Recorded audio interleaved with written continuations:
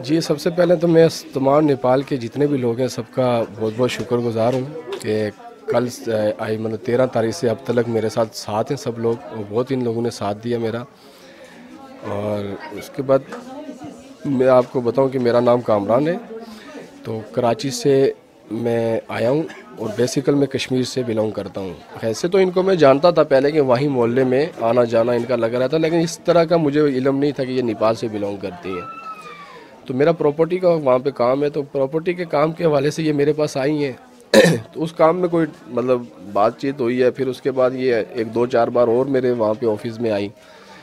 तो इस सिलसिले में एक दिन मैंने इनसे पूछा, यार आप ये बीड़ी इस्तेमाल कर रही थी, तो मैंने कहा ये आप क्यों पीती हैं बीड़ी, ये तो इंडिया या नेपाल के एरिया में पिया जाता है, पाकिस्तान में तो ये चीज़ नहीं पी जाती। औरत लोग वो तो खुल्लम खुल्ला वहाँ पे बीड़ी नहीं पाकिस्तान में ममनू है, औरत के लिए ख़ास ये चीज़ें ममनू है। मैंने जब ये सवाल किया तो इन्होंने मुझे वहाँ पे मतलब सारी डिटेल अपनी पूरी जितनी भी है पीछे की, जो फ्यूचर में जो जो कुछ हुआ सब मुझे बता दिया इन्होंने। वो बताने में जब ये बता रही थी तो मुझे ऐसा फील हो रहा था कि मैं अपने आप को अंदर का एक इंसान ऐसा हो रहा था कि यार ये तो इनके साथ बहुत बड़ा जुल्म हुआ और बहुत मतलब ये तकलीफ़ में है। एक तो होता है कि कोई चीज़ इंसान से घूमती है तो, या कोई चीज़ खो जाती है, बिल्कुल मतलब डेड हो जाती है, फारग हो जाती है, तो उसका अफसोस नहीं रहता कि आंखों के सामने एक बंदा मर गया, फारग हो गया। लेकिन एक चीज़ इंसान अपने आंखों देखे हंसते खेलते छोड़ के आया हो और फिर वापस, वो तो सारे लम्हा पूरा हर एक टाइम वो उसको याद ही करेगा कि यार वो मर गए, जिंदा है, क्या है, मतलब ये चीज़ तो इंसान के लिए रहेगी। तो इनके साथ ये मसला था और इसमें ये बहुत तकलीफ़ में थी। और मुझे जब ये कहने लगी कि भाई मेरा दिल चाहता है कि मैं नेपाल में जाऊं और अपने नेपाल में अपने वालिदैन को ढूंढूं, उनसे मुलाकात करूं, लेकिन मुझे कोई सपोर्ट करे। मैंने काफ़ी देर सोचा, फिर मैंने कहा कि भाई मैं आपकी सपोर्ट करूंगा, लेकिन आप मुझे कुछ टाइम दें मुझे।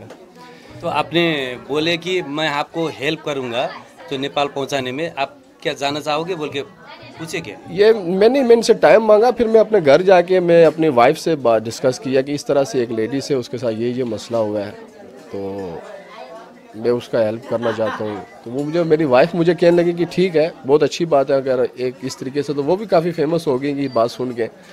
फिर दूसरे दिन मैंने इनको कॉल की, मैंने कहा आप बेफिक्र रहें, मैं आपकी पूरी पूरी हेल्प करूँगा नेपाल तक पहुँचाने के लिए। अब आप मुझे अपना टाइम दें कुछ 5-10 मिनट, तो मैं आपसे इंटरव्यूज़ लूँगा कि कहाँ रहते थे, क्या है, क्या क्या चीज़ें आपको याद हैं, तो ये चीज़ें आप मुझे थोड़ी सी डिटेल चाहिए, फिर उसके बाद मैं आगे वर्क करूँगा।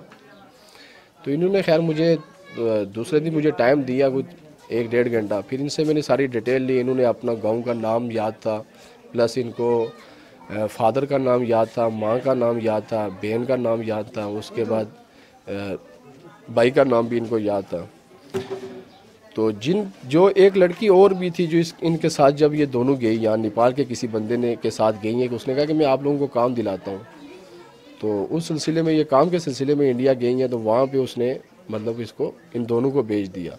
वो ज़रा बड़ी थी, ये छोटी थी, 8 साल की थी। तो बड़ी जो थी उसने देखा यहाँ पे काम तो नहीं है, यहाँ पे तो कुछ और ही है सिस्टम, तो वो उसने आके इसको बोला, तो ये छोटी थी, ये किसी के घर में उन्होंने दे दिया कि आप इसको पाल पोस के बड़ा करो इंडिया में ही। तो वो बड़ी तो भाग के निकल आई वहाँ से, ये वहाँ फंस गई। तो ये वहाँ से फंसने के बाद ही ये फिर एक अरबी के पास, अरबी आया वहाँ पे, काफ़ी एज का था, फिर उसने इसको ख़रीदा, फिर वो पाकिस्तान लेके आया। पाकिस्तान से उसने सपना दिखाया कि मैं आपको नेपाल लेके जाता हूँ, लेकिन अरबी ने इनसे शादी करके नेपाल नहीं लाया।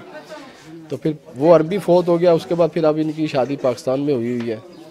तो जब ये सारी डिटेल खैर मेरे पास पूरी जब आई है, वैसे बहुत लंबी चौड़ी बात है तो मैं आपका ज़्यादा टाइम नहीं लूँगा, तो मुख्तसर यही है कि मैंने इनको बोला कि अब मैं आपसे प्रॉमिस करता हूँ मैं आपको लेके जाऊँगा, आप मेरे साथ हेल्प करेंगी। बोला क्या हेल्प? मैंने कहा आप मेरे साथ चलेंगी? बोले मैं चलूँगी। मैंने कहा आपके जो भी डॉक्यूमेंट है मैं सारे कंप्लीट करता हूँ और नेपाल में मैं कॉन्ट्रैक्ट करता हूँ। फिर मैंने नेपाल के लिए कॉन्ट्रैक्ट किया, काफ़ी नेपाल के लोगों से बात हुई, किसी को हिंदी आ रहा था, किसी को नहीं आ रहा था। इस सिलसिले में मेरा एक दबिंदर यहाँ पे सोशल वर्कर था, उससे मेरी रब्ता हुआ। तो उसने मुझे कहा कि अगर आप पाकिस्तान से नेपाल आ सकते हैं, अगर आप यहाँ पहुँचने के बाद हमसे कांटेक्ट करें, हम आपकी हेल्प करेंगे। तो इसके फादर तक हम जाएंगे जहाँ भी ये इसके पेरेंट्स हैं। तो मैंने कहा ठीक है। फिर हम वहाँ से मेरे वीज़ा वगैरह सारा सेटिंग करके ओके करके टिकट वगैरह, फिर मैंने उसको कॉल की कि आया भाई मैं इस तारीख को पाकिस्तान से आ रहा हूँ, तो आप मुझे रिसीव करने एयरपोर्ट आए। तो मैं फिर यहाँ पहुँच गया। यहाँ से फिर जब पहुँचा तो इन लोगों ने मेरे साथ बहुत कोऑपरेट किया। वहाँ पे मतलब काठमांडू सिटी के अंदर बहुत ज़्यादा कोऑपरेट हुआ। फिर वहाँ से यहाँ तक आए, रात हम 7 बजे यहाँ पहुँचे गालबाना, और अभी फिर रात को स्टे कराया इन्होंने हमें होटल में। अभी फिर वापस इनके घर पे आए हुए हैं जी। नेपाल में कम्युनिकेशन करते वक्त कितना तकलीफ हुआ, मतलब आसान से कम्युनिकेशन हुआ कि नेपाल में जो बंदे रह रहे जिससे आपने कम्युनिकेशन बढ़ाई और ये एड्रेस पता किया, ये कैसे किया ये?